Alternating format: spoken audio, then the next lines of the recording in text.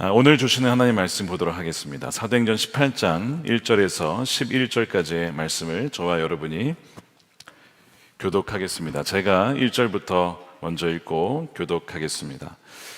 그 후에 바울이 아덴을 떠나 고린도에 이르러 아굴라라는 본도에서 난 유대인 한 사람을 만나니 글라우디오가 모든 유대인을 명하여 로마에서 떠나라 한 고로 그가 그 안에 브리스길라와 함께 이달리아로부터 새로 온지라. 바울이 그들에게 가매 생업이 같음으로 함께 살며 일을 하니 그 생업은 천막을 만드는 것이더라. 안식일마다 바울이 회당에서 강론하고 유대인과 헬라인을 권면하니라. 실라와 디모데가 마게도냐로부터 내려오매 바울이 하나님의 말씀에 붙잡혀 유대인들에게 예수는 그리스도라 밝히 증언하니 그들이 대적하여 비방하거늘 바울이 옷을 털면서 이르되 너희 피가 너희 머리로 돌아갈 것이요 나는 깨끗하니라. 이후에는 이방인에게로 가리라 하고 거기서 옮겨 하나님을 경외하는 디도 유스도라 하는 사람의 집에 들어가니 그 집은 회당 옆이라. 또 회당장 그리스보가 온 집안과 더불어 주를 믿으며 수많은 고린도 사람도 듣고 믿어 세례를 받더라. 밤에 주께서 환상 가운데 바울에게 말씀하시되 두려워하지 말며 침묵하지 말고 말하라. 내가 너와 함께 있음에 어떤 사람도 너를 대적하여 해롭게 할 자가 없을 것이니 이는 이 성 중에 내 백성이 많음이라 하시더라. 함께 읽겠습니다. 1년 6개월을 머물며 그들 가운데서 하나님의 말씀을 가르치니라. 아멘. 하나님의 말씀입니다. 사도행전 세상으로 보냄받은 성령 공동체 28번째입니다. 보이는 현실만으로 두려워 말라라는 제목의 말씀을 나누겠습니다. 여러분, 예수님을 믿으시면 모든 두려움이 떠나가시죠? 한 38%만 아멘 하신 것 같습니다. 예수님을 믿어도 두려울 때가 있습니다. 풍랑 가운데 있을 때 예수님의 음성을 듣고 걸으라 와라 분명히 말씀을 듣고 예수님을 바라보다가도 풍랑을 보고 무서워서 빠졌던 베드로와 같이 믿는 사람도 삶의 여러 가지 환경과 사건과 이유 때문에 두려움을 느낄 때가 참 많이 있습니다. 그리고 수많은 삶의 현실 속에 좌절과 실망을 겪기도 하죠. 나라가 참으로 어려운 가운데 여전히 있습니다. 각 처소에서 믿는 이들이 기도하고 있는데요. 하나님 나라를 세우고자 공의와 진리가 이 땅 가운데 세워질 수 있도록 그렇게 기도하며 힘쓰고 있습니다. 그러면서도 들려오는 이야기는 나 하나 힘쓴다고 과연 이 나라가 바뀔 수 있을까? 나 하나 힘쓴다고 내가 섬기는 그 영역이 아니라 내가 섬기는 그 부서가 바뀔 수 있을까? 이런 좀 냉소적이고 좀 비관적인 때로는 그런 이야기가 들릴 때도 있습니다. 그렇죠. 우리가 살다 보면 어느 순간 열심히 살다가 믿음으로 순종해 나가다가도 여기까지가 한계인가 보다. 더는 못 견디겠다 라고 싶을 때가 있습니다. 목회를 하는 저도 이민교회를 섬길 때 어느 순간 여기까지인가 보다 라고 싶을 때가 한 번이 아니고 두 번이 아니고 셀 수 없이 많았습니다. 셀 수 없이. 아마 여러분도 사업을 하시며 회사를 다니시며 또 가정에서 믿음을 가지고 살지만 과연 될까라고 싶을 때가 왜 없겠습니까? 배우자에 대해서, 자녀에 대해서, 공동체에 대해서 과연 소망이 있을까 싶을 때가 참 많이 있죠. 그러다 보니 막막하고 두렵기도 하고 주님이 나와 함께 하시는 것이 맞나 싶을 때 바로 이런 생각을 여러분들이 하셨고 지금도 하고 계시다면 오늘 이 저녁에 이 말씀이 바로 여러분들에게 주시는 말씀인 줄로 믿습니다. 바로 이런 상황 속에 주님은 무엇을 하고 계시고 어떤 말씀을 주시는 것일까? 오늘 이 사도행전 18장을 통해서 그 답을 좀 찾아보려고 합니다. 2차 선교 여행 중이었던 바울이 우리 지난주에 살펴본 것처럼 아덴, 지금의 아테네죠. 아테네를 떠나서 고린도 지역으로 가게 됩니다.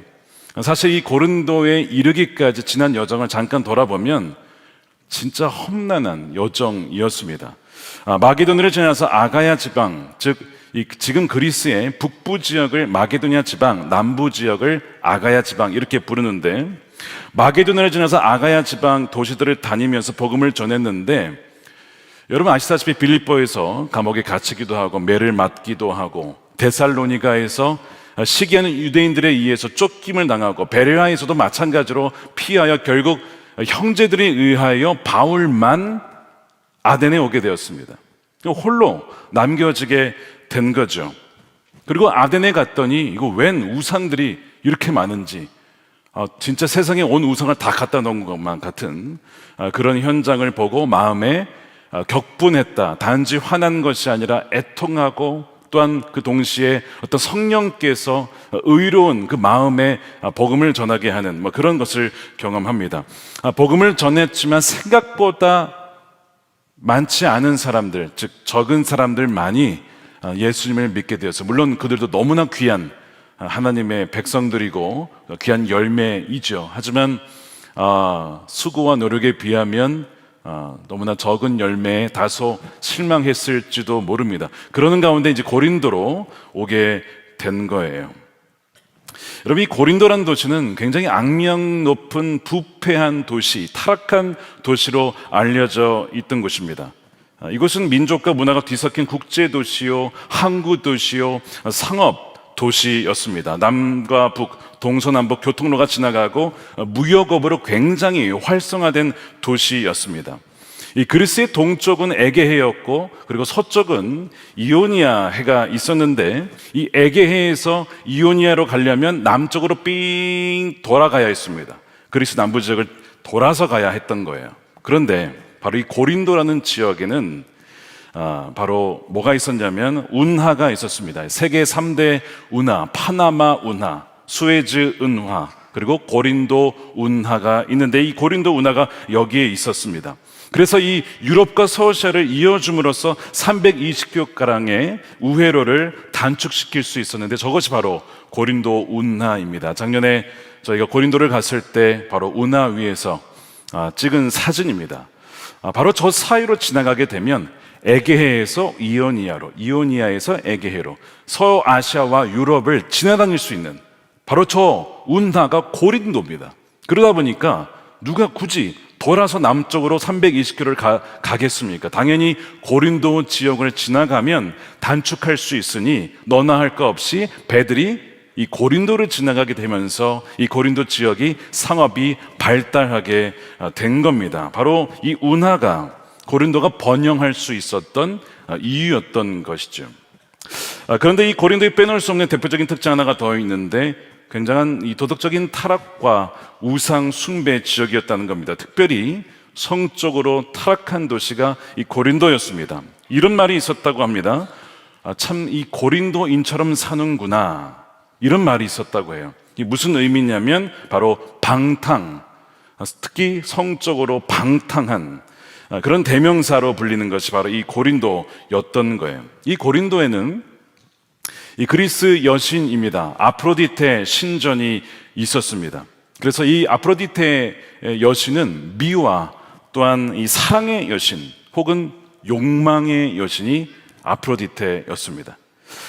이 아프로디테 신전의 사제와 무녀들이 이 배가 오고 갔으니까 거기를 방문한 무역상들, 손님들을 대상으로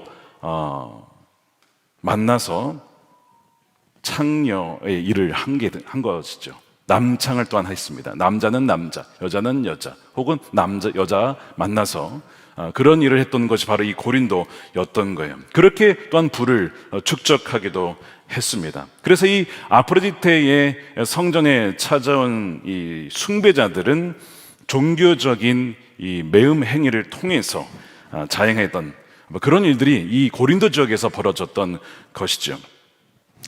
제가 이제 이 사도 바울이 복음을 전했다라고 알려진 고린도 지역에 갔는데, 거기서 보니까 바로 이 아프로디테 신전이 있었던 고대 고린도의 아크로폴리스가 눈에서 보였습니다. 한번 사진으로 보여주시면, 제가 서 있는 저곳이, 사진 찍은 곳이 바로 이 사도 바울이 복음을 전했을 것으로 알려진 지역인데, 바로 많은 상인들이 왔다 갔다 했던 곳입니다. 거기서 보면 산이 있는데 화살표로 표기된 저 부분이 바로 아프로디테 신전이 있었던 고대 고린도의 아크로폴리스, 높은 도시라는 의미죠. 바로 신전이 있던 곳입니다. 자, 저기에 딱 서게 되면 배들이 운하를 지나가는 것을 보게 된답니다. 저 멀리서 양쪽을 다 보는 거예요. 이오니아해에서 오는 배와 또한 에게해에서 오는 배가 다 보입니다. 아, 손님들이 온다. 그러면 신전의 창녀들이 내려가서 손님들을 맞이하는 겁니다. 그러니까 저 높은 곳에서 모든 지역을 볼 수가 있었고 손님들이 온다는 것을 알 수 있었기에 이 고린도 지역은 너무나 문란하고 타락한 지역이었다는 거예요. 바로 여기에 누가 온 겁니까? 사도 바울이 온 겁니다. 사도 바울이 왔어요. 자, 모든 면에서, 거의 모든 면에서 타락한 죄악의 도시, 음란의 도시 고린도에 온 겁니다. 그리고 사도 바울이 나중에 이 로마서를 쓰게 되는데, 그 로마서를 어디서 쓰냐? 로마에서 쓴 게 아닙니다. 로마서는 로마에 있는 성도들에게 쓴 거긴 하지만 쓴 장소는 바로 고린도였습니다. 그리고 성령이 영감으로 썼지만 고린도에 있으면서 이 하나님을 알지 못하는 사람들의 이 악한 본성이 어떠한 것인가를 직접 눈에 보고 경험했죠. 그러면서 로마서 1장 24절에서 32절을 보면 고린도가 어떤 곳이었는지 유추해 볼 수 있는 장면이 나옵니다. 이렇게 되어 있습니다. 로마서 1장 29절입니다. 사람들은 온갖 불의와 악행과 탐욕과 악의로 가득 차 있으며 시기와 살이와 분쟁과 사기와 적의로 가득 차 있으며 수근거리는 자여, 중상하는 자여, 하나님을 미워하는 자여, 불손한 자여, 오만한 자여, 자랑하는 자여, 악을 꾸미는 모략꾼이요, 부모를 거역하는 자여. 이외에도 굉장히 많지만 이것만 소개를 하겠습니다. 로마서에 쓰여진 인간의 악한 본성에 대한 묘사의 통찰을 그가 어디서 얻었을까? 바로 이 고린도 지역에서 얻었을 것이라고 많은 학자들이 추측하고 있습니다. 아, 정말 이 고린도라는 도시는 누가 봐도 복음이 들어가기 너무나 어려운 도시였던 것이죠. 도시 전체가 온갖 쾌락과 음란과 이기심과 시기와 사기와 분쟁으로 가득 찬 도시였습니다. 다민족이 있었고 다원화된 종교 속에서 수많은 우상들이 있었던, 아덴도 그랬지만 아덴은 그냥 우상들이 많았다면 여기는 그 플러스 음란하고 타락한 도시였던 것이죠. 자, 그러면 그래도 천하의 사도 바울인데 사도 바울 정도면 고린도에서 큰 일을 할 수 있지 않겠습니까? 근데 사도 바울이 고린도에 왔을 때 그가 어떤 상태였는가, 어떤 마음 상태였는가, 고린도전서 2장 3절을 읽어보면 그의 심적 상태가 이렇게 표현되어 있습니다. 내가 너희 가운데 거할 때에 약하고 두려워하고 심히 떨었노라. 어떤 상태였어요? 바울도 두려워했고 약했고 심히 떨었다는 겁니다. 여러분, 사도 바울은 신이 아니었습니다. 사도 바울은 예수님이 아니었습니다. 그도 사람이었습니다. 바울이 두려워했던 몇 가지 요인들이 있었어요. 말씀드린 것처럼 이전 도시에서의 지난 고난들, 박해들이 누적이 되고 있었습니다. 누적이 되고 있었다는 거. 빌립보에서 매맞고 감옥에 갔고 데살로니가 베레아에서 박해가 있었고 눈에 보이는 열매가 아덴에서는 그렇게 많지 않았습니다. 게다가 재정이 떨어진 상황에서 일을 해야 했습니다. 동역자의 부재 상황이 있었습니다. 디모데와 실라가 떨어져 있었죠. 물론 나중에 돌아오긴 하지만, 그래서 나중에 그 재정 상황을 보충하기 위해 천막 텐트 메이커로서의 일을 할 수밖에 없었습니다. 고린도에 오기까지 혼자 있었던 그 시간들, 홀로 지낸 시간들, 아마 그는 외로웠을 겁니다. 또한 고린도 회당에 왔더니 수많은 반대와 또한 핍박을 당하게 됩니다. 회당에서 복음을 전하는데 유대인들에게, 또한 헬라인들에게 예수님은 그리스도다, 예수는 바로 메시아다 라고 증언을 하죠. 그런데 비방이 이어집니다. 6절입니다. 그들이 대적하여 비방하거늘 바울이 옷을 털면서 이르되 너희의 피가 너희 머리로 돌아갈 것이요 나는 깨끗하니라, 이후에는 이방인에게로 가리라 하고 돌아섭니다. 여러분, 이제 바울이 쿨하게 돌아선 것처럼 보여지죠.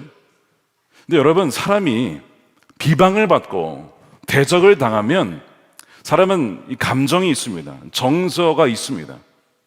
대적과 비방을 받으면 그때는 아닌 것 같고 또 털어버려야지라고 하지만 문득 그것이 생각이 납니다. 그 장면이 생각이 나고 표정이 생각이 나고 그 말이 생각이 나고 그 영혼을 공격을 합니다. 이것이 쉽지가 않은 거예요. 목회를 하다 보면 메시지를 전하고 말씀을 전하면 이런 반응이 있습니다. 너무나 은혜가 되었습니다. 하나님께 저에게 이런 말씀을 주셨습니다. 저에게, 우리 가정에게 이런 회복의 일이 있습니다. 하나님 감사합니다. 저도 들으면 정말 하나님 너무나 감사합니다. 사용해 주시니 감사합니다. 그렇게 할 때가 있어요. 그런데 정반대의 일도 있죠.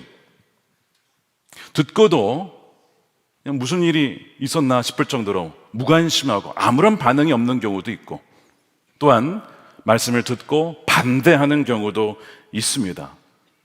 그런 반대를 당할 때에 그러면 오늘 이 바울이 한 것처럼 나는 전했으니 너희의 피가 너희를 머리로 돌아갈 것이요 하면 되겠습니까? 그렇게 할 수는 없겠지만, 그러나 돌아서면 그 대적한 마음에 또 말씀에 받아들이지 않은 것에 의해 마음이 상하고 또 마음에 남게 돼요. 그래서 그것을 주님께 내어드리지 않으면 목회자도 사람인지라 그것을 생각을 하게 되고, 때로는 그렇게 품게 되고, 때로는 그것이 마음을 상하게 되어 나중에는 전하지 말아야 되나?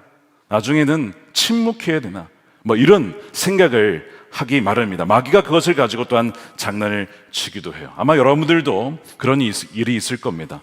정말 복음을 전하고자 할 때에, 또 전도를 하고자 할 때에 여러분들에게 비방하고 조롱하는 이들로 인하여서 다시는 전도하지 말아야지, 다시는 예수님 얘기 꺼내지 말아야지 그러고 싶을 때가 아마 있으실지도 몰라요. 제가 이번에 그 일본 현지 교회입니다. 치카고치 교회라고 하는 일본인 교회 방문을 하고 예배를 인도하고 왔습니다.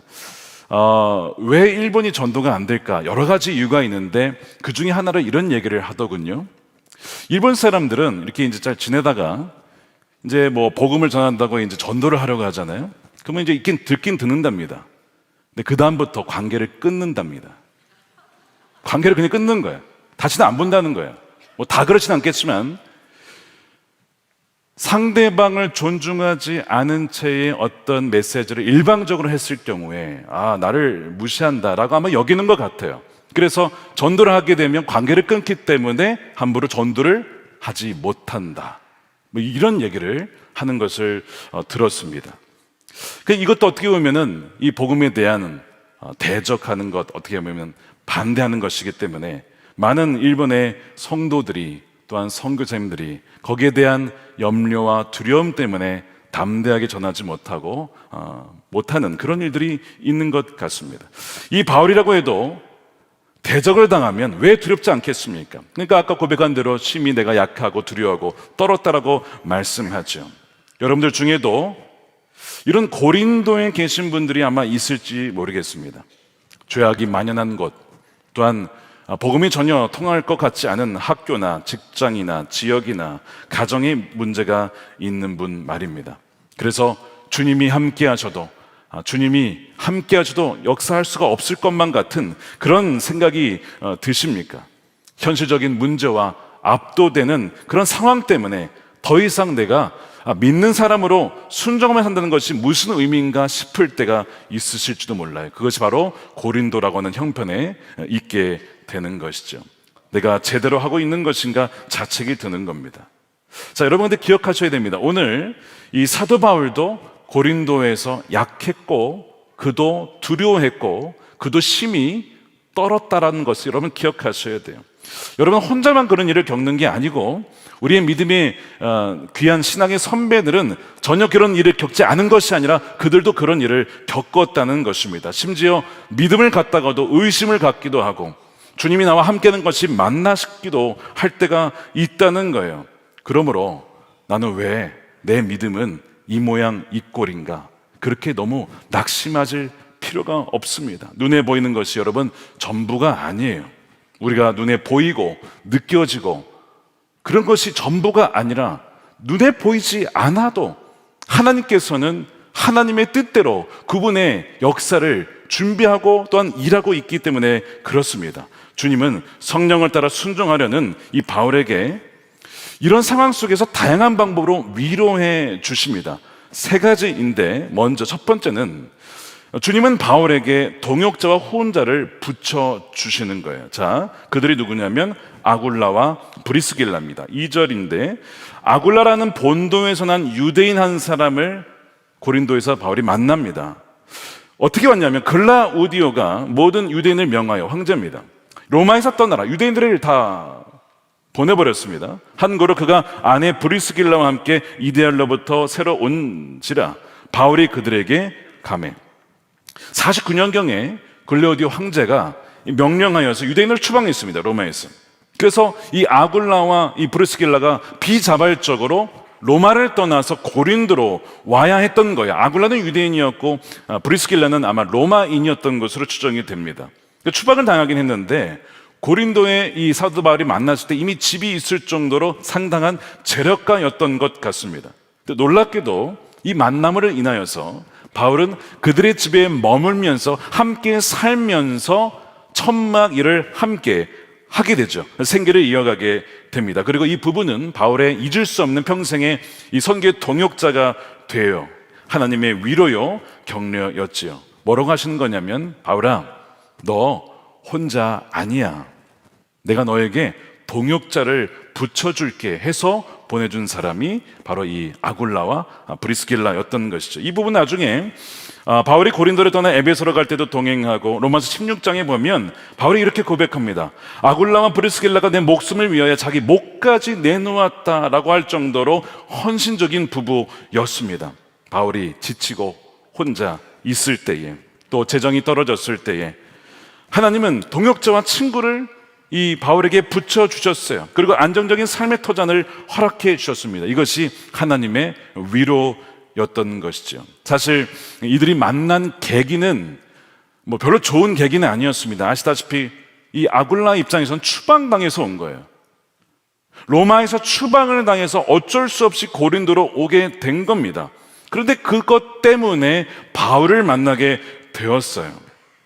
좋지 못한 사건이 일어나셨습니까? 근데 하나님께서는 그 사건을, 악한 사건을 통해서도 뭘 이루십니까? 선을 이루어 주신 분이에요. 글라우디오 황제의 칙령 쫓아내는 것이 아니었다라면 사도 바울과 이 부부가 만났겠습니까?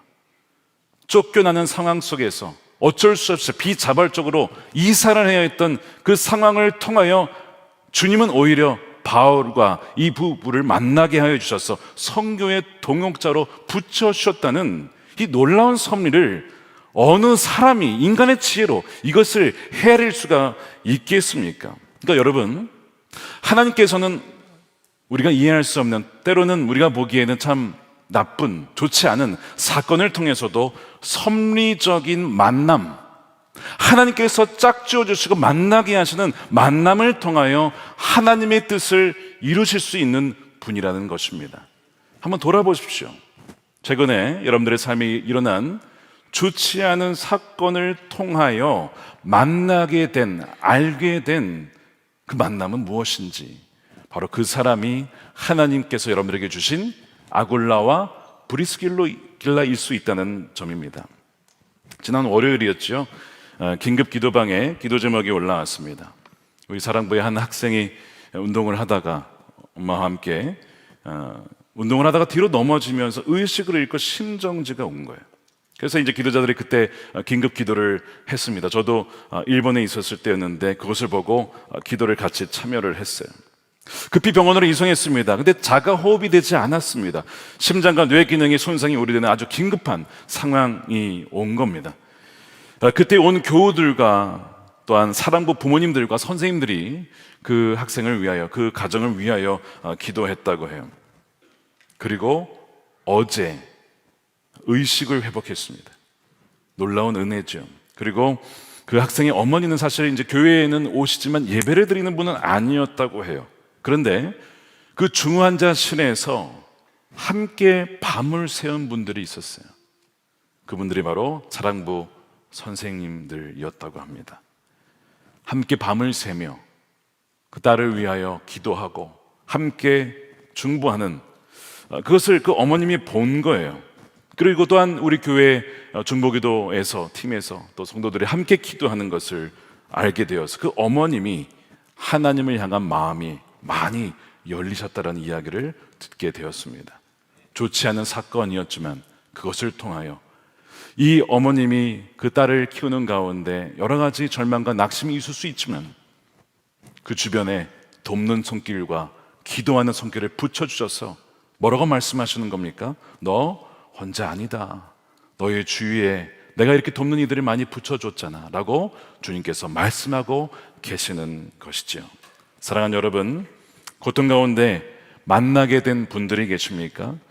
곁에서 함께 기도하며 또 여러분들을 함께 해주는 분들이 계십니까? 그 만남이 하나님께서 여러분들에게 주시는 위로입니다.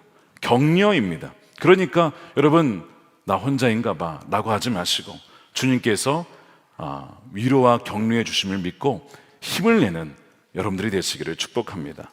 두 번째 위로가 있는데 두 번째 위로는 이 고린도에서 회심하는 이들이 있었다는 것입니다. 자, 이 고린도가 어떤 지역입니까? 말씀드린 것처럼 말도 안 되는 이건 뭐 여기서는 복음이 들어가지 않을 거야 라고 생각했던 그 지역에서 회심자들이 나오게 된 거예요. 사실은 비방을 당하고 배척을 당했을 때 바울의 입장에서도 그럼 나 갈 거야, 나 이방인에게 갈 거야 그런 식으로 약간 돌아섰잖아요. 그들의 이 바울의 심정이 고린도는 쉽지 않겠다라는 생각을 했을지도 모릅니다. 그런데 그 다음에 회당에 옆집에 살던 이 디도 유스도의 집에 가게 되었는데 거기서 회당장이었던 그리스보라고 하는 자가 예수님을 믿게 됩니다. 그리고 온 집안이 예수님을 믿게 되어지고 수많은 고린도 사람도 듣고 믿어 세례를 받게 되는 놀라운 일이 벌어지죠. 8절입니다.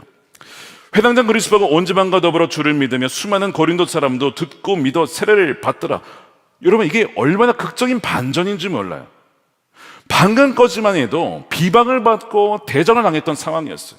여기서 만약 고린도를 떠났으면 이걸 끝나는 겁니다. 그런데 좀 더 있었더니 바로 그 옆집에 있었던 그 회당장 그리스도 그 사람이 주님을 믿게 되어지면서 주님께 돌아오는 놀라운 어떤 그 표적과 같은 역사를 주님이 주신 거예요. 이것은 너무나 이 바울에게 주시는 주님의 엄청난 위로였습니다. 확신을 주는 순간이었을까요? 하나님이 이 고린도에도 역사하고 계시는구나. 내 눈에 보이지 않는다고 해서 주님이 아무 일 안 하는 게 아니라 보이지 않지만 주님은 이미 역사하시고 계셨고 예비된 영혼을 준비해 두셨구나 하는 것을 사도 바울이 깨달았을 것입니다. 오늘 이 10절 후반부에 보면 이런 말씀이 나와요. 함께 읽어보겠습니다. 시작. 이는 이 성중에 내 백성이 많음이라 하시더라. 이 무슨 얘기입니까? 아직 예수를 믿은 것은 아니지만 장차 머지않은 미래에 믿게 된 나의 백성들이 이 도시에 있다. 그러니까 눈에 보인 대로 판단하거나 낙심하거나 좌절하지 말고 예비된 영혼이 있으니까 너 여기 떠나면 안 돼.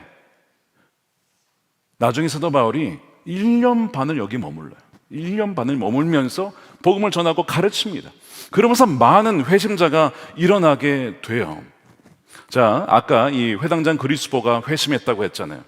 그래서 이 그리스도가 이제 회당장이었지만 예수를 믿으니까 더 이상 그 회당장을 못하니까 그 다음 사람이 누구냐면 소수데네라고 하는 사람입니다. 우리가 오늘 읽지는 않았지만 12절부터 읽어나게 되면 나중에 유대인들이 막 반발을 일으켜가지고 결국에는 이 누가 잡혀가냐면 소수데네가 결국 이 매를 맞게 됩니다. 그래서 이 16절에 법정에서 쫓겨나면 17절에 모든 사람이 회당장 소수데네, 회당장이 바뀌었죠. 아까 회심했으니까. 이 소수데네는 믿는 사람이 아니었어요. 그런데 이 사람이 대신 고통을 당해요. 근데 나중에 고린도전서를 쫙 펴보시면 처음에 시작이 어떻게 되냐면 고린도전서에 이렇게 되어 있습니다. 하나님의 뜻을 따라 그리스도 예수의 사도로 부르심을 받은 바울과 형제 소수데네는, 그 이름이 여기 있어요. 예수님을 안 믿던 소수데네, 그리스도가 회당장이 믿는 바람에 이어서 회당장이 되었는데 괜히 고통을 당했다가 나중에 복음을 듣고 이 사람도 예수를 믿고 변화되어진 역사. 뭡니까 이것이? 예수님께서 말씀하신 대로 이 성중에 내 백성이 많으니까 보이는 대로 실망하거나 좌절하지 말고 너가 여기에서 할 일이 있어. 기도하면서 사랑하면서 복음을 전하면 열매는 내가 맺게 할 거야. 너는 심는 거야. 너는 물 주는 거야. 자라게 하는 거는 내가 할 거니까 왜 그 부담을 너가 갖냐. 너는 그냥 내가 말하는 대로만 순종하고 나오면 돼. 주님께서 이 말씀을 주시면서 또한 열매를 주시면서 위로해 주시는 것이죠. 그러니까 여러분, 눈에 보이는 대로 상황을 보시고 실망하거나 또한 낙심해서는 안 됩니다. 눈에 보이는 현실은 비방과 대적과 아무런 열매가 없는 것처럼 보여도 주님은 주님의 때와 주님의 방식으로 일하시기 때문에 그렇습니다. 마태복음 13장에 보면 천국의 비유를 예수님께서 말씀하시는데 이런 내용이 나오죠. 밭에 좋은 그 씨를 뿌렸는데 오늘 보니까 이 잡초가 함께 자라 있는 겁니다. 그러니까 이제 이 종들이 뭐라고 하냐면, 아니 좋은 씨를 뿌렸는데 왜 가라지가, 이 잡초가 같이 자랐냐 이거죠. 주인이 원수가 그리했다라고 하는 거예요. 그래서 이 잡초를 뽑을까요 했더니 주인이 뭐라고 하냐면 가만두라는 겁니다. 이 곡식과 이 잡초, 가라지가 함께 자라도록 그냥 두래요. 그러면서 나중에 때가 되면, 추수 때가 되면 추수꾼들이 와서 가라지는 먼저 들여다가 태워버리고 알곡은 곡간에 들인다는 겁니다. 이런 얘기를 하시는 거예요. 이게 무슨 얘기일까요? 왜 가라지를 알곡과 그냥 두라고 하실까요? 가라지 뽑다가 알곡도 뽑힐 수 있으니까, 다칠 수 있으니까 가만두라는 거거든요. 이게 첫 번째 의미입니다. 두 번째 의미가 있어요. 아, 이거 가라지네 라고 뽑으려고 봤는데 사실은 그게 가라지가 아니고 뭐예요? 알곡인 겁니다. 그런 경우가 있다는 거예요. 여러분들이 보시기에 아, 이건 분명히 이 사람은 가능성이 없어. 이 애는 내 애지만 가능성이 없어. 혹시 뭐 그런 분 없겠지만 부모님인데 웃으시는 분들은 지금 그런 건가요? 아, 내 남편은 가능성이 없어. 가라지야. 뽑지 말라는 거예요, 그거. 뽑지 말라고. 가라지인 줄 알았는데 가만 한번 자세히 본 주님이 보시면 그거 알곡이라는 거예요. 할렐루야. 그 얘기를 하고 있는 거예요, 지금. 저도 이 말씀을 계속 묵상을 원래 그렇게 알고 있었는데 묵상하다 보면 왜 주님께서 이 성중에 내 백성이 많다라고 말씀하셨을까? 딱 봤을 때 아, 여기는 안 되겠습니다. 이 도시는 가망 없습니다. 그냥 패스하겠습니다라고 할 때 아니야. 너가 볼 때 가라지로 보이니? 알곡이 있어. 알곡이. 준비한 알곡이 있다라고 주님께서 말씀해 주시는 거예요. 그러니까 여러분, 싹수가 노랗다 이렇게 섣불리 판단하지 말라는 겁니다. 정죄하지 말라는 거예요. 근데 우리가 섣부른 판단을 할 때가 얼마나 많은지 모릅니다.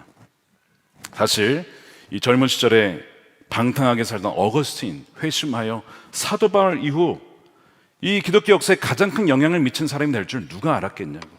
그의 어머니는 알았죠. 어머니는 포기하지 않았거든. 모니카는 그 아들을 위해서 그렇게 기도했잖아요.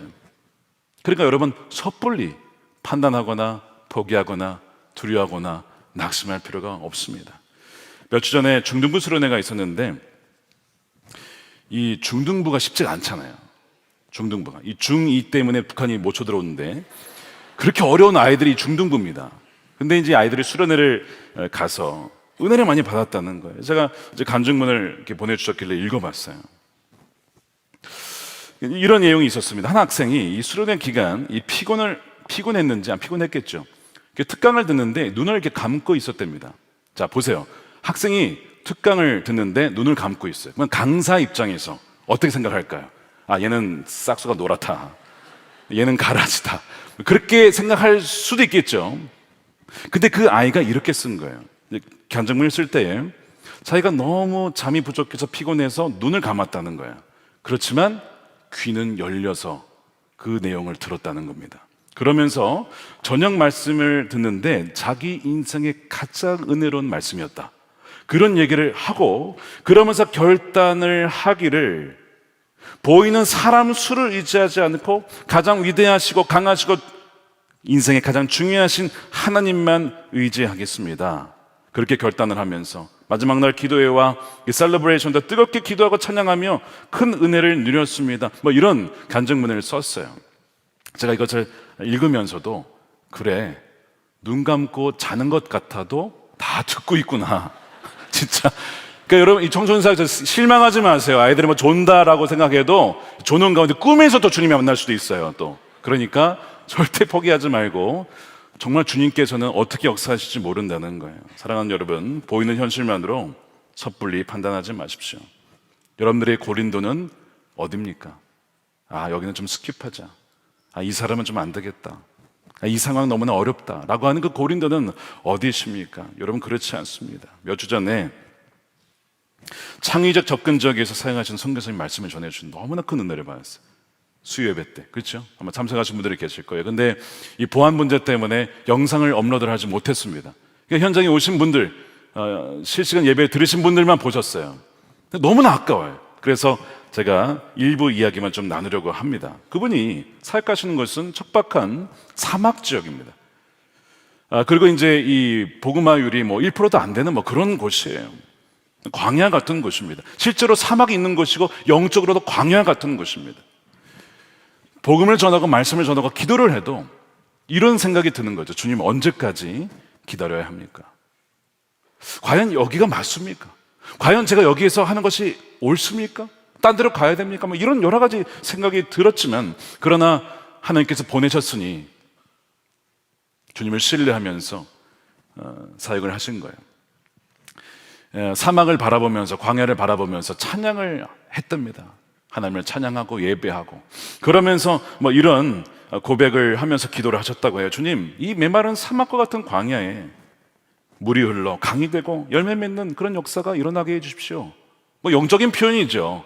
뭐 어떻게 사막에 강이 흐르겠습니까? 정말 그냥 믿지 않는 이들이 뭐 적더라도 복음을 듣고 돌아올 수 있는 그날이 오기를, 뭐 그런 게 기도를 그분이 한 거예요. 뭐 10년 가까이 사역을 해도 별로 이렇게 큰 열매가 없는 뭐 그런 상황에서 그냥 기도를 한 것이죠.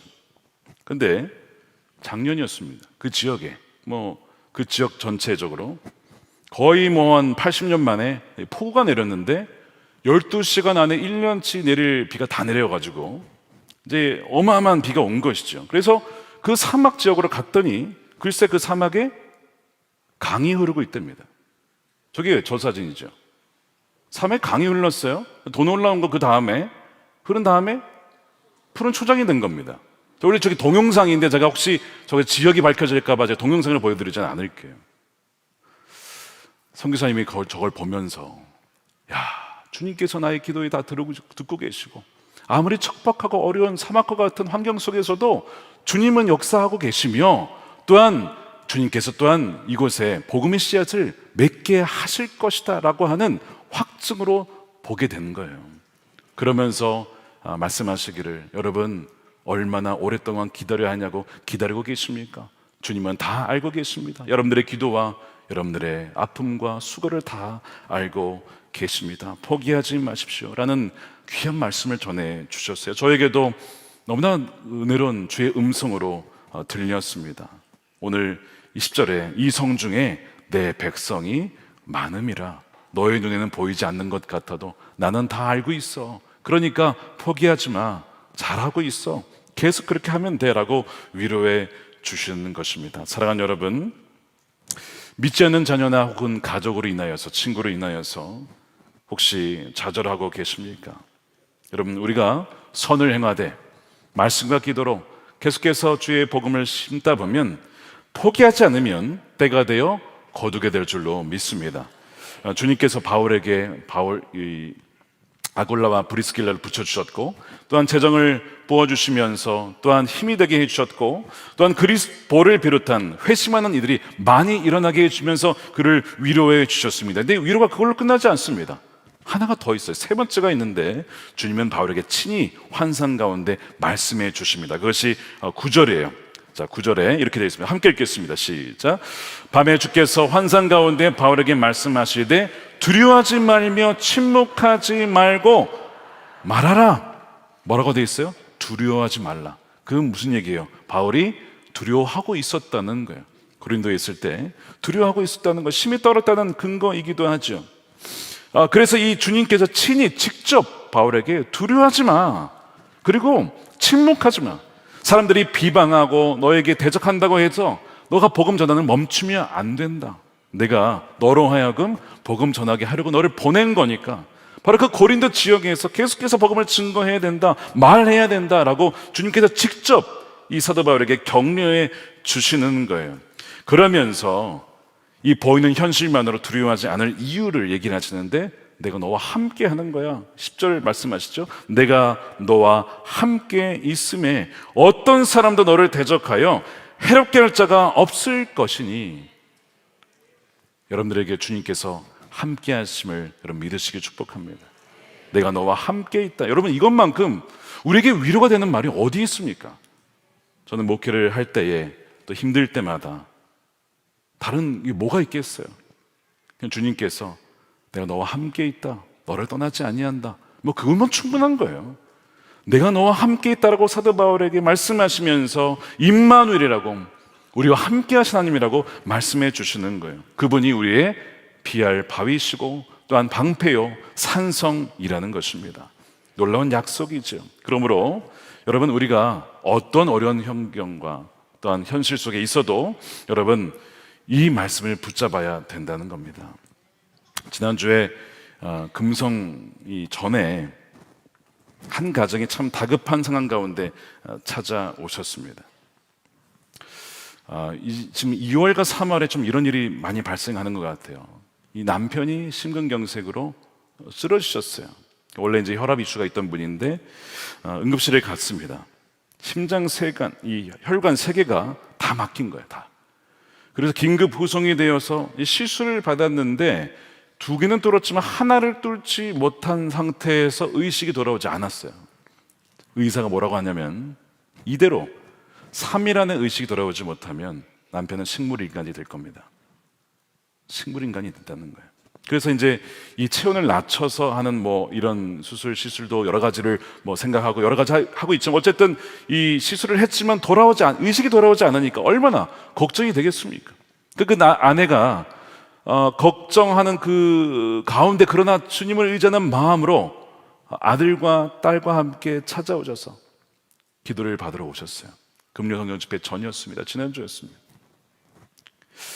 저 안에서 기도를 하는데 정말 얼마나 두려울까요? 뭐 자녀들 입장에서도 아버지가 그렇게 된 거, 또 아내 입장에서 마찬가지죠.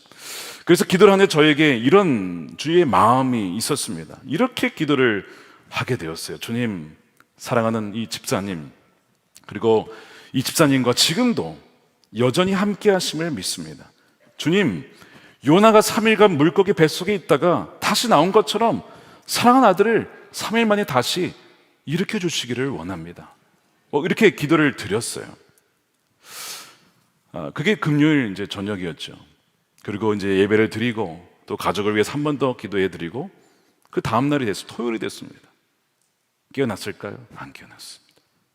그래서 저는 이분에 가야 했어요. 주일이 됐습니다. 깨어났을까요? 안 깨어났습니다. 그리고 주일도 지나가게 되는 거예요. 그 월요일이 딱 되니까 제가 이분에 있었지만 자꾸 기도가 됐어요. 주님, 요나의 3일 이후에 깨어달라고 말씀을 드리고 기도를 드렸는데, 주님, 이제 그날이 됐습니다. 근데 아직 소식이 없습니다. 오늘까지 깨어나지 않으면 식물인간이 된다고 합니다. 주님, 우리 집사님을 기억해 주시고 일으켜 주십시오. 이동 중에 계속 그런 기도가 나왔습니다.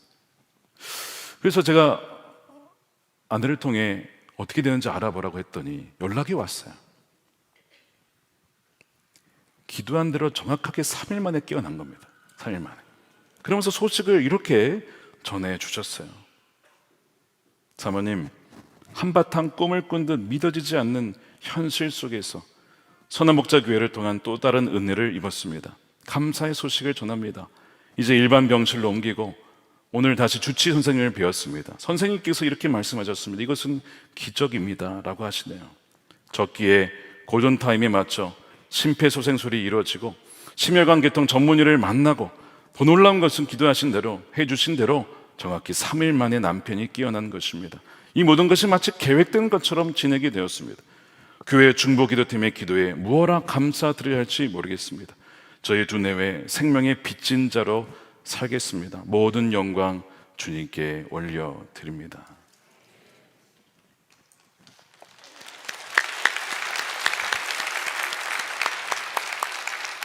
자, 오늘 10절에 뭐라고 되어 있었습니까?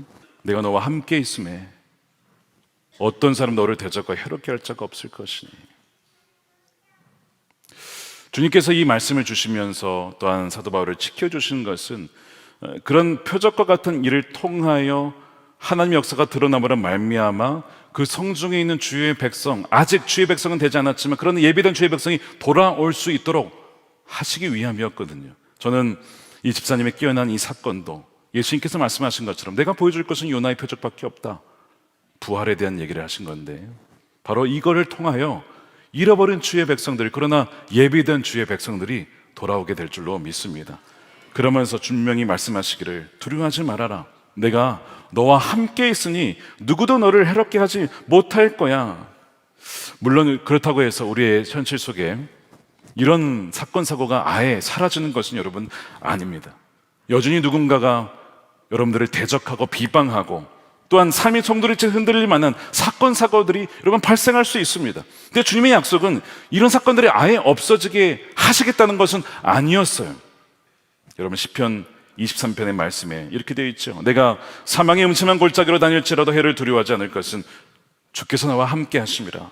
주의 지팡이와 막대기가 나를 안위하시나이다. 우리가 사망의 음침한 골짜기로 다닐 때가 있지만 그러나 걱정하지 말아라, 두려워하지 말아라, 내가 너와 함께 함이라.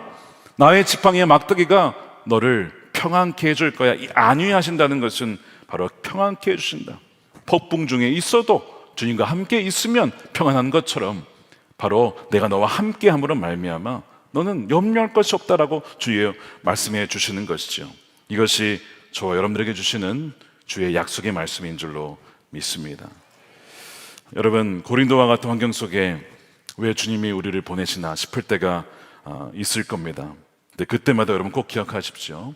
내가 너와 함께 함이라.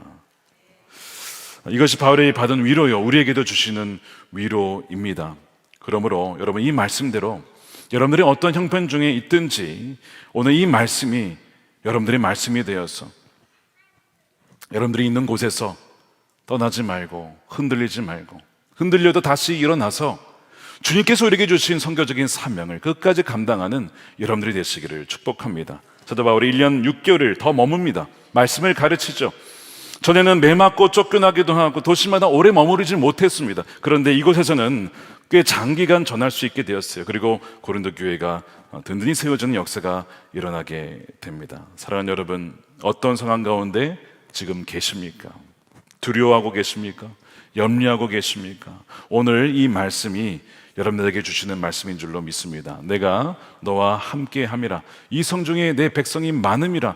눈에 보이는 것에 의하여서 두려워하거나 섣불리 여러분 판단하지 마십시오. 아, 이것은 안 돼, 이제는 끝났나 봐, 이제는 포기해야 되나 보다 라고 생각하지 마시고 주의 음성에 귀 기울이십시오. 주님께서 나를 이 상황 가운데, 이 고린도와 같은 상황에 보내주신 이유가 무엇일까? 또한 동시에 주의 격려와 위로를 보시기 바랍니다. 여러분 주위에 붙여주신 동역자 아굴라와 브리스길라와 같은 사람이 있지 않습니까? 또한 실라와 디모데와 같은 자가 있지 않습니까? 여러분 그들이 괜히 있는 것이 아니에요. 바로 주님께서 여러분들에게 직접 위로해 주시는 것입니다. 내가 너와 함께하고 있다. 너는 혼자가 아니다. 내가 너를 통하여 나의 뜻을 이룰 거야 라고 주님은 말씀해 주시는 거예요. 사랑하는 여러분, 이 말씀을 붙잡고 우리 주어진 상황 속에서 가정이든 직장이든 우리 어떤 환경 중에도 보이는 환경에 낙심치 말고 나와 함께 하시는 주님 붙잡고 승리하는 저와 여러분 되시기를 주님의 이름으로 축원드립니다. 우리 함께 우리 찬양할 텐데, 우리 아까 불렀던 찬양입니다. 내 평생에 가는 길, 우리 찬송가 부른 이후에 우리 기도할 텐데 가사가 이렇게 되어 있습니다. 내 평생에 가는 길 순탄하여 잔잔한 강 같든지 혹은 큰 풍파로 무섭고 어렵든지 나의 영혼은 늘 평안하다. 이것이 우리의 입술의 고백이 되기를 원합니다. 우리 함께 찬양하겠습니다.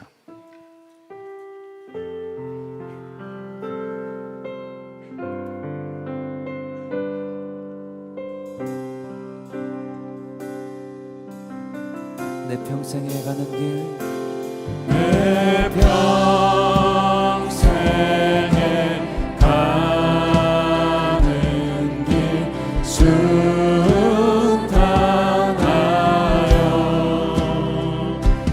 늘 잔잔한 밤 같은지 깊은 바로 무섭고 어렵든지 나의 영혼은 늘 평안하네.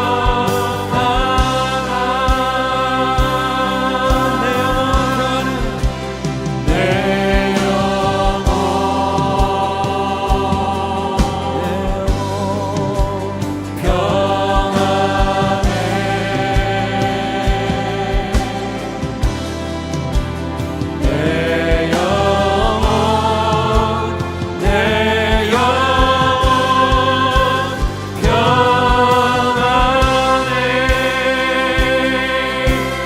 저마기는 우리를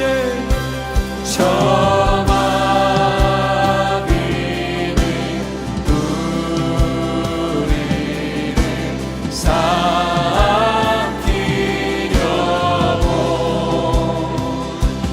입 벌리고 달려와 주 예수 우리의 대장 되사 주 예수는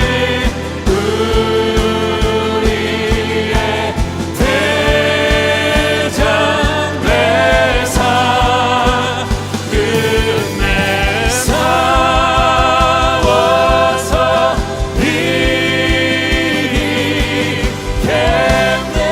손 들고 찬양합니다. 내 영혼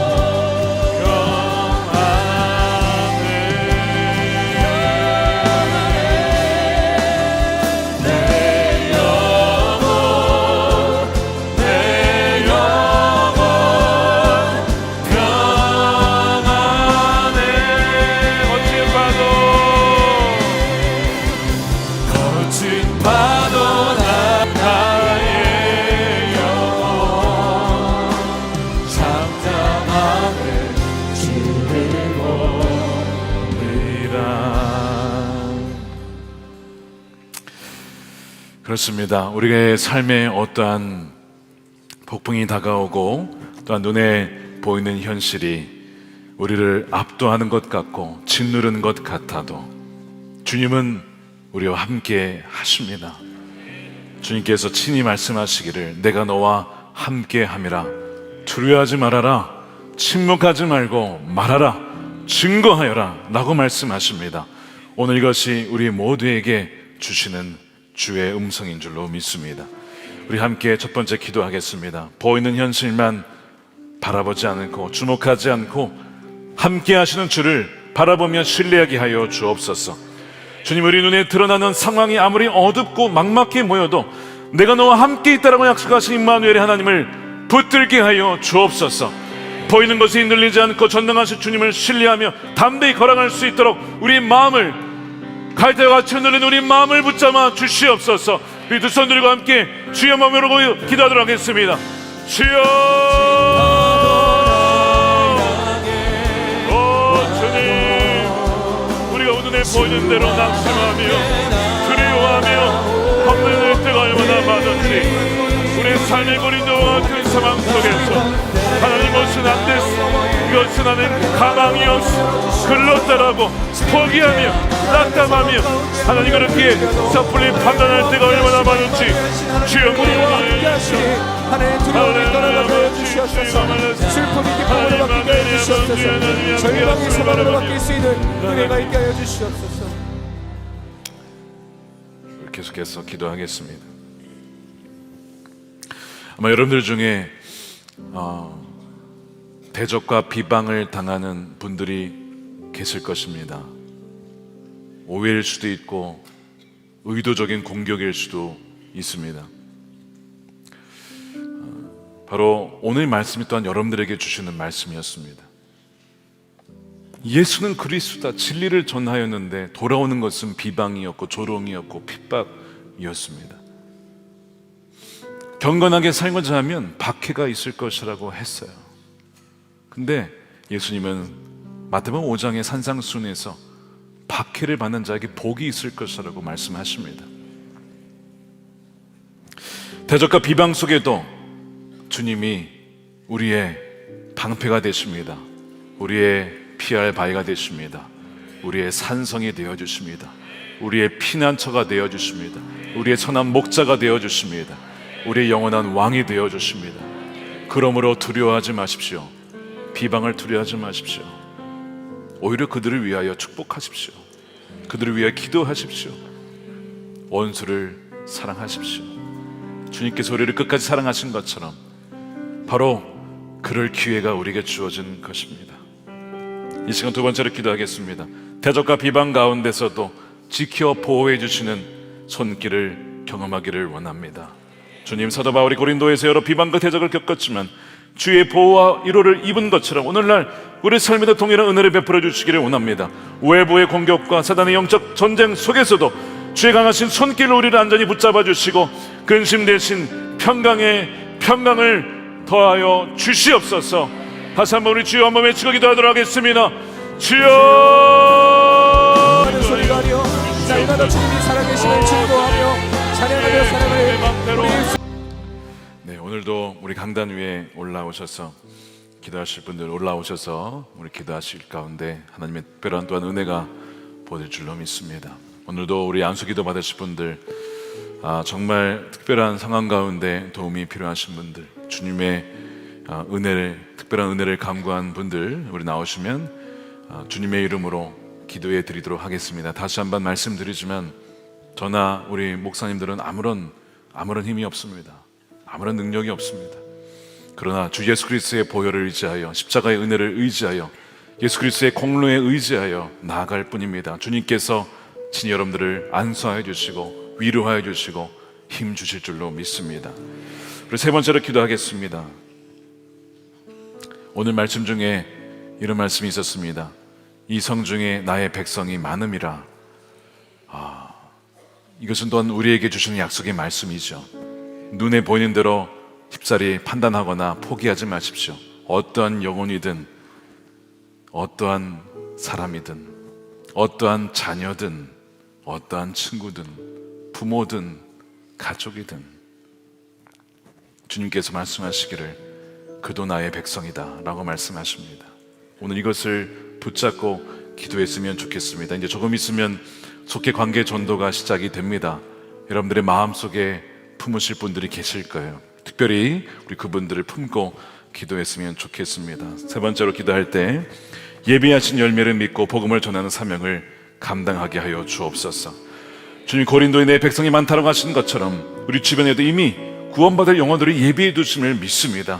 당장 보이는 열매가 없더라도 낙심치 않게 해주시고 복음을 계속 전하며 선을 행하게 하시고 하나님의 때에 소중한 영혼의 열매를 거두는 기쁨을 누리게 하여 주시옵소서. 우리에게 맡겨주신 성교적인 사명을 끝까지 주님 오시는 그날까지 감당하게 하여 주시옵소서. 우리에게 할 수 있는 능력은 없지만 주여, 우리에게 할 수 있는 능력과 우리가 사랑할 수 있는 그 사랑을 우리에게 부어주시옵시고 주님이 끝까지 인내하신 그 인내로 우리도 인내하며 오래 참으며 기도하며 복음을 전하게 하여 주시옵소서. 두 손 들고 주여 세 번 부르고 기도하겠습니다. 주여,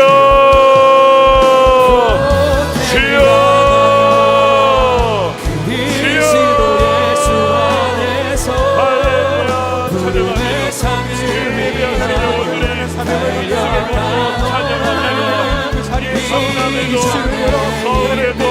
말씀을 다 방위 전하게 하여 주시옵소서. 하나님의 백성의 마음이라 앞에 계신 주님, 하나님의 이름으로 기도하시는 주님, 나를 보내어 나를 사랑하는 그 없으시고 나를 살려야 거룩을 전하게 하시고 사랑하게 하시고 주님의 마음이 섬기게 하시고 하나님의 말씀을 들어도 오직 사랑하게 하시는 영혼들을 바라보며 신랑하고 실족하지 않게 하여 주시옵소서. 하나님의 기도를 되시옵소서. 그 영혼과 삶을 주님께 올려드리며 나의 기도로 주님 앞에 풀어나가게 하여 주시옵소서. 하나님의 삶을 그리스도의 향기와 편지로 살아가게 합니다. 아버지 하나님 자랑하여 주시옵소서. 자랑할 것을 십자가의 하나님 어떤 자든지 나를 도와주시고 나를 자녀 삼으시고 나의 삶을 인도하시고 나의 삶 가운데 역사하게 되신 주님만을 신령한 삶을 하여 주시옵소서. 하나님의 말씀 가운데 하나님 정말 성령을 지니며 살아가기 원합니다. 하나님 역사하게 하여 주시옵소서. 하나님의 삶에 나가서 말씀을 살아가게 하시고 하나님의 나라를 살아가게 하여 주시옵소서. 아버지 하나님 주님의 나라를 위하여 살아갈 수 있는 모든 하여 주시옵소서.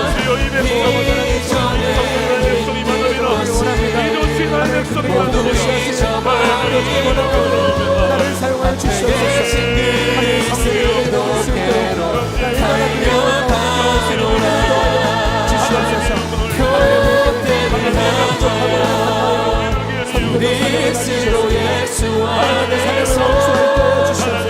하나님의 성령을 인도할 수 있도록 나의 하나님의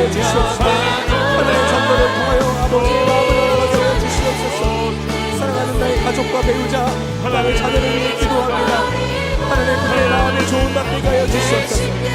나로 인하여 복음의 씨앗이 심겨지게 하시고 그 영혼이 모두 직기로 돌아올 수 있는 은혜가 있게 하여 주시옵소서. 오 아버지 하나님 그 가운데 하나님 주님의 일하심을 기대합니다. 하나님 그들을 변화시키시고 그들을 직기로 돌아오게 하실 주님만을 기대합니다. 하나님 오늘 이방 가운데 역사하여 주시옵소서. 성령께서 일하여 주시옵소서. 성령께서 그들의 영혼 가운데 하나님 굳은 마음을 제거하사 부드러운 마음을 주시고 하나님 모든 영혼들이 잃어버린 영혼들이 하나님 방황하는 영혼들이 주께로 돌아와 하나님을 영접할 수 있는 은혜가 오늘 이방 가운데 역사하여 주시옵소서. 하나님 나를 사용하여 주시옵소서. 우리 입술을 사용하여 주시옵소서. 입을 열어 주님의 복음을 증거하게 하여 주시옵소서. 입을 열어 담대히 복음을 이리로 전할 수 있는 믿음을 더하여 주시옵소서. 하나님의 말씀을 통하여 나의 주변에 있는 모든 영혼들이 아버지는 살아계신 주님을 만날 수 있도록 나를 축복의 통로 그리스도의 통로로 사용하여 주시옵소서. 아버지는 빛과 소금의 칼을 감당하길 원합니다. 빛을 발하게 하여 주시옵소서. 빛을 발하며 하나님의 아버지를 신뢰할 수 있어 하나님의 삶을 나의 삶을 허락하여 주시옵소서. 오 하나님 아버지는 감사합니다.